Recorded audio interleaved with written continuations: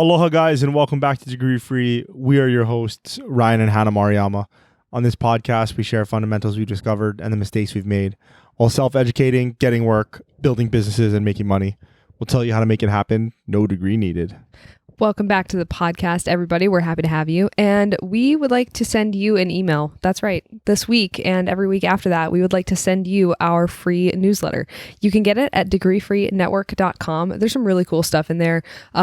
Typically what we do is we cover degree-free news. So companies that are now hiring degree-free or coming up with apprenticeship initiatives, different resources that Ryan and I think are valuable, and good ideas for boot camps, courses, classes, and different tech jobs. So you don't want to miss that.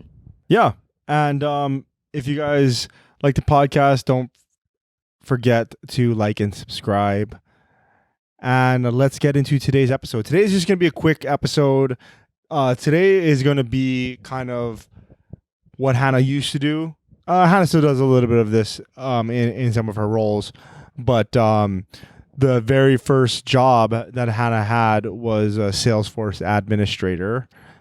And today we're going to tell you what a Salesforce administrator does. Yeah. So this one's a big one because this is kind of how we started talking about all of this stuff too, was when I made the transition from working in a tourism sales role to a tech role. And this was my first entry-level tech job. And basically what I did was I found a certification. For those of you who don't know, I just looked up profitable certifications in a certain salary range, and I found that Salesforce was one of those. It's basically a steward of a CRM, which is a customer relations manager.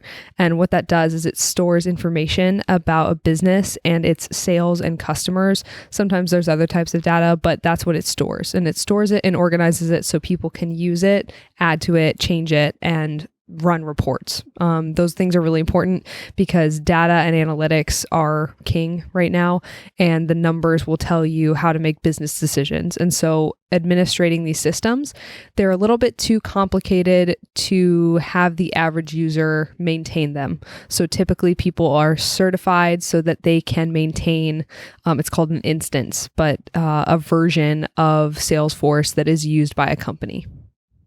Yep. Absolutely. And I think one of the things that with Salesforce, funny, not like ha-ha funny. But yeah, not like ha-ha funny like a clown. But ha-ha funny like a clown. Goodfellas for those listening. But yeah, one of the things that I found interesting was that Salesforce is used by everybody. Mm-hmm. Salesforce is used by so many different companies. And I think what a lot of people, and I know this from hearing the conversations that you've had with many people, is that a lot of people think that like when you're a Salesforce administrator, that you work for Salesforce. No, they have no idea who I am. They've never heard of me other than when they gave me the piece of paper that said, you know how to use our system. Right. Exactly. So Salesforce admins are what?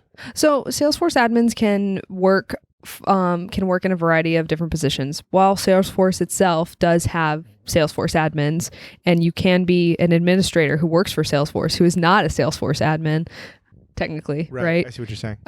But most, and this is becoming really common with tech roles, but like most people who are certified to use a certain thing like Salesforce do not work for Salesforce. They work for companies who use Salesforce. They keep somebody on staff to maintain their instance.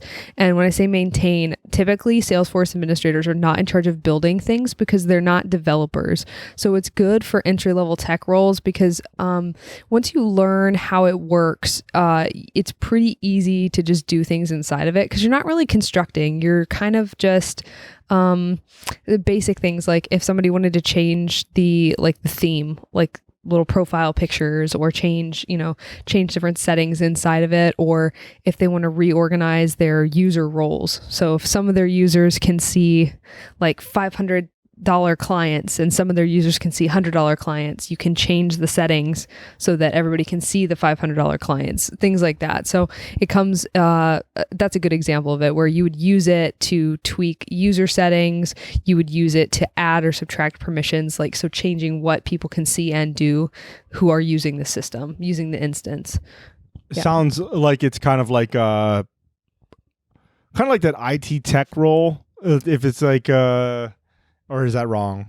No, I'd say that's accurate because you do trainings and you reset a lot of passwords. Honestly, the majority of Salesforce administration, I think for most admins would agree, is running reports for upper management and resetting people's passwords. Right. Yeah. Which sounds like something, like, wow, they really need somebody to do that. Yes, it's very important because a lot of the information in the system is very important, and you need to make sure that there's one person who it becomes a security thing too at that point, where you want to maintain a consistent someone who is in charge of what goes on in it, and you want to maintain one security point that is in charge of it too.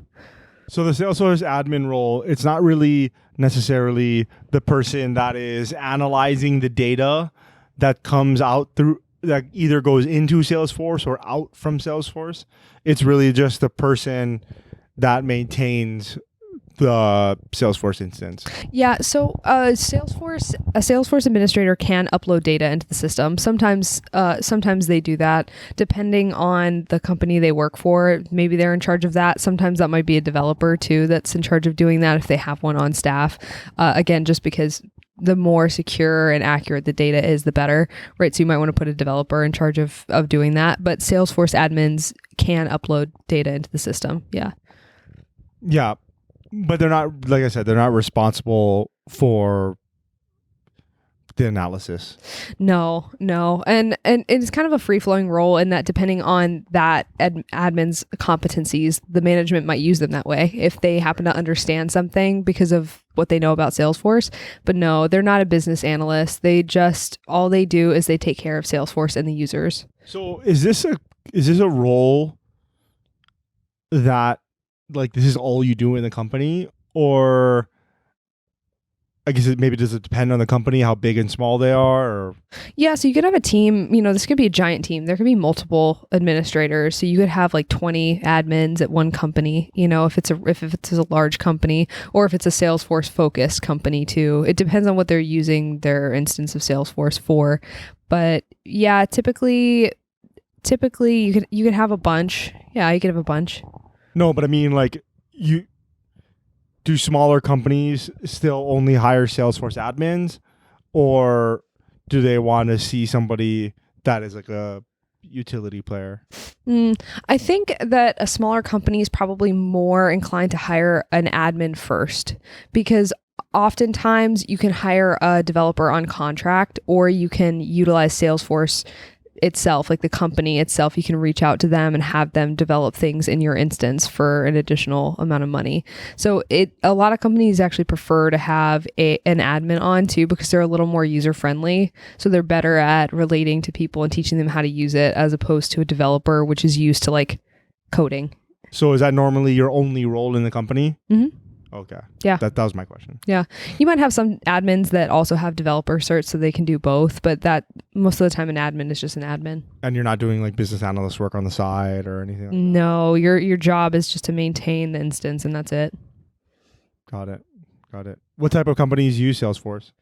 So, like you said earlier, all of them, quite a few, and it's actually it's funny because a lot of people were saying that it's kind of reached its peak, but I disagree with that. In the last couple of years, there's been an explosion of companies switching to Salesforce because everything went online, right? And now, because everything is online, even companies that aren't all online are having to modernize in order to keep up with everything moving ahead of them.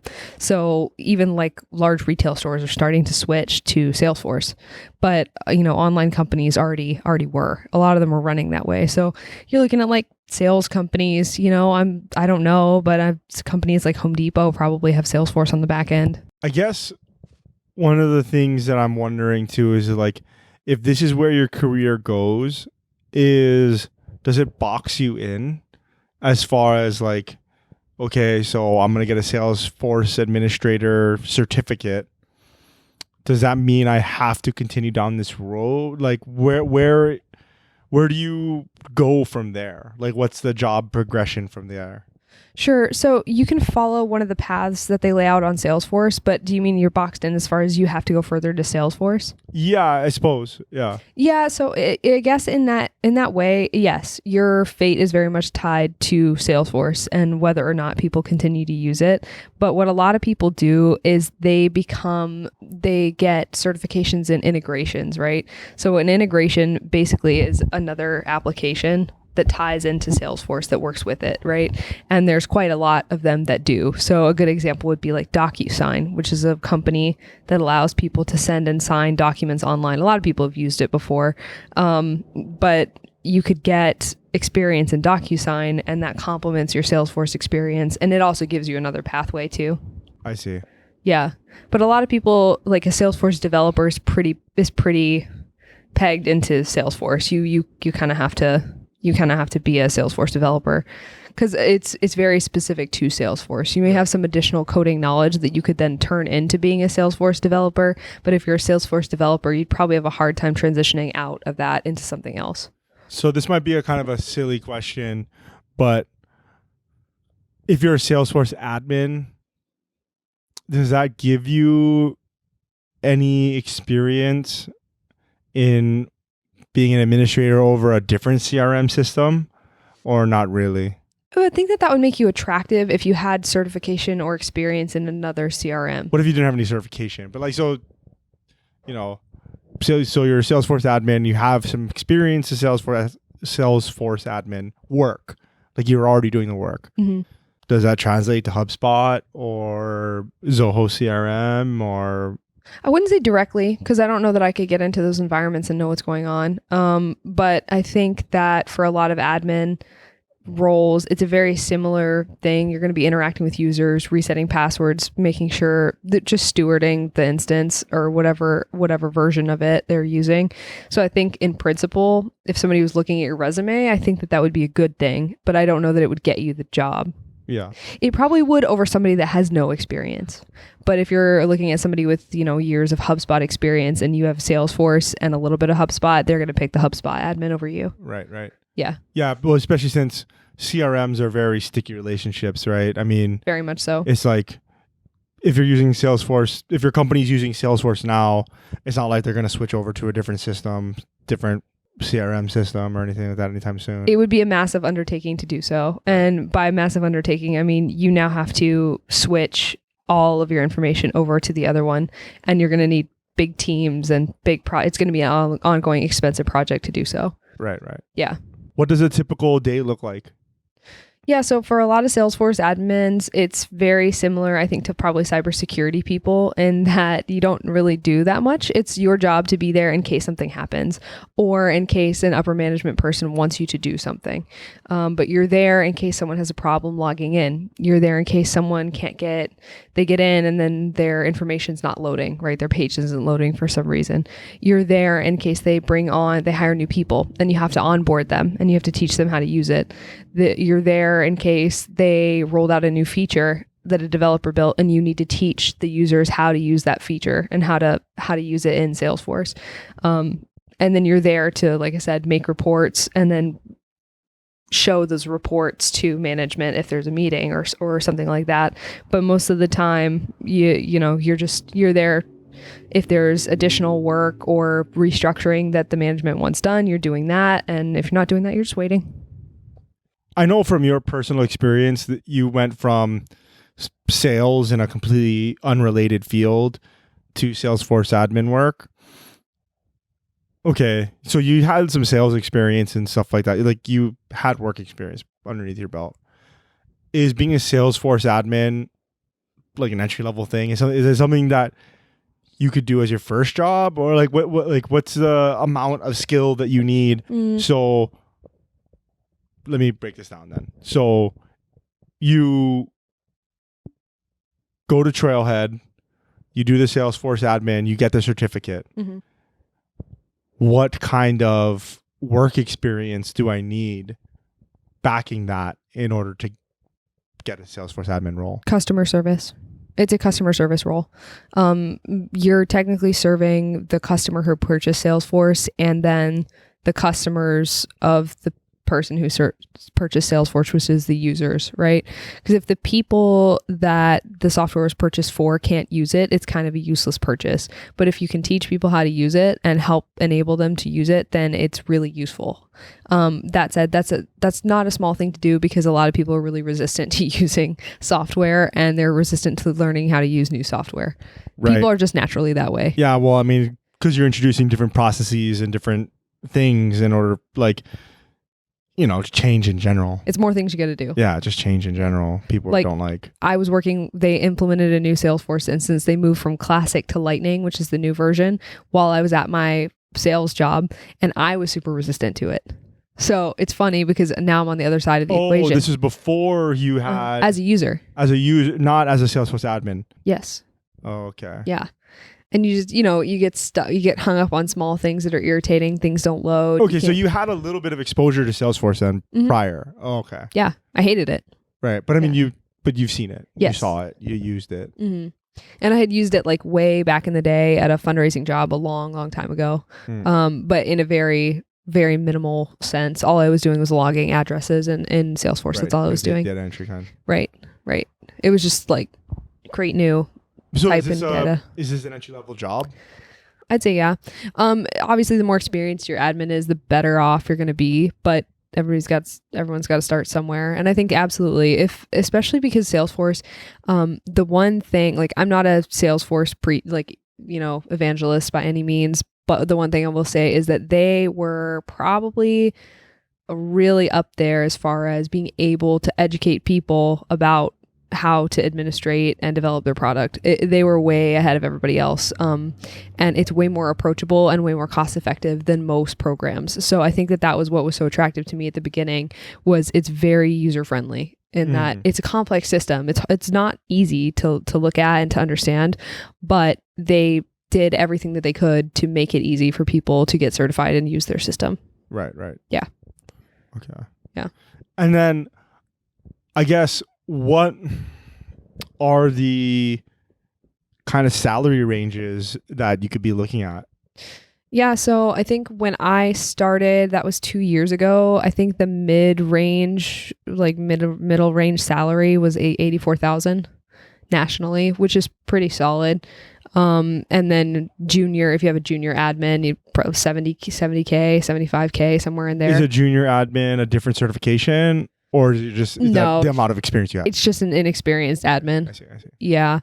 Sometimes companies will hire on Salesforce admin certified people as junior developers, and they'll teach them how to develop. They'll put them underneath a developer, a Salesforce developer, and then teach them how to develop the instance. Yeah. So on the top side, as far as a Salesforce admin? Oh, a good experienced admin, 110, 120, somewhere in there. Yeah, it's a good job. It's a good job. And I mean, as long as the company continues to use Salesforce, it's unlikely they'd get rid of you. So right. Yeah. You have a super important job. Yeah. I think I have one more question, or maybe a couple, but when you're saying that a company has multiple Salesforce admins, like 20, why? Like, you might have that if you have different languages being spoken. Oh.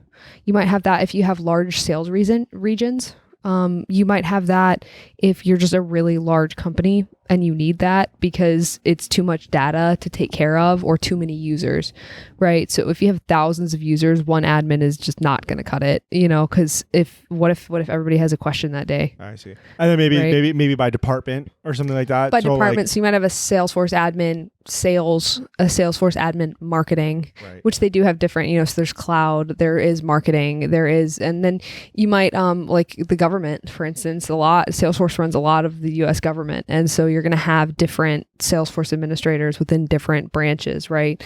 But you might have a team, and then you might have some that work on teams. So you might have a Salesforce admin that works on the development team that they cut when they're done. And you might have a Salesforce admin that's on staff that is there to maintain something, right? So different functions too.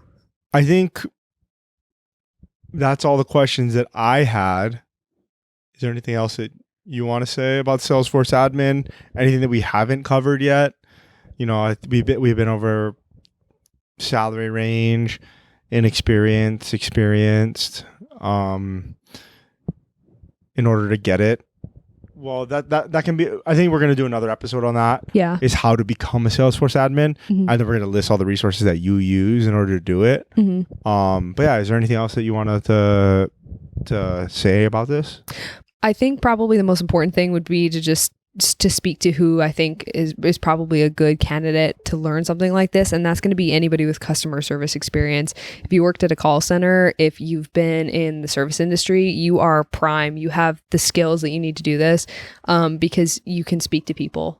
And that's really the biggest thing. Like, as long as you can speak to management, as long as you can clearly communicate with people, understand what their issues are, and then solve their issues or help them to figure out how to solve their issue, you're golden, pony boy. That's it.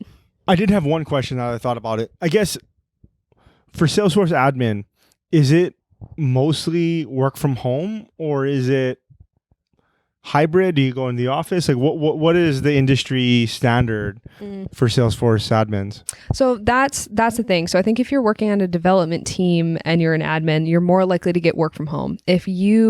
That is a catch. If you're an on-staff admin, a lot of times they want you in the office. And the reason they want you in the office is because if they have a developer, they cannot get the developer to come in the office. So you're there to be the face. And you're kind of putting out fires, or you're kind of... Right. The developers cost too much for them to... You're the point of contact. Yes. Because a lot of times the developers they'll just refuse to work in an office because they don't have to. They're more sought after and they get paid more, and that's just a condition of employment. A lot of them will just go, no, I'm not coming into the office. Plus, there's less of them, so they might have to go remote in order to obtain a developer to keep on staff too. Right, I see. Whereas an admin... There's less Salesforce developers, period. Yes. As compared to Salesforce admins out there. Correct. So they'll keep you in the office so that somebody can, like, if they, let's say a manager wants to see a certain type of thing implemented in Salesforce, they go to you, and then you be in charge of communicating that to the developer, right, and then coming up with a solution and then showing it. Right. Yeah. Makes sense. Makes sense. But yeah, I think that was it. Thank you very much. That was a short episode today. Just want to kind of go over where you got your start in the tech industry and everything like that. And not to say that you won't do that type of work again. Never know. Yeah, you never know. Yeah. Yeah, I think that was it for today. Just really wanted to kind of touch on those things and go over, let you folks know it's not that intimidating. It's a pretty straightforward job, pretty good job. And if you want to see, if you want to get an email every week about different types of jobs that are like this, and you want to know the resources to get them, and you want to see what companies are hiring for them, then please sign up for our newsletter at degreefree.com. You do not want to miss that. And if you guys haven't already, please like and subscribe. Give us a share. It helps to get the word out there and get our ideas and thoughts and hopefully actions into other people's ears, and hopefully they can take action on it too. If you guys want to get in touch with us, the best way to do it is contact@degreefreenetwork.com to send us an email. We always love to hear from you guys. It also gives us a lot of ideas for episodes of the show. And please follow us on social media. You can follow the podcast at Degree Free Pod. Hannah is at Hannah Maruyama, and I am at Ryan K. Maruyama on the socials. But that is it, guys. Until next time, aloha.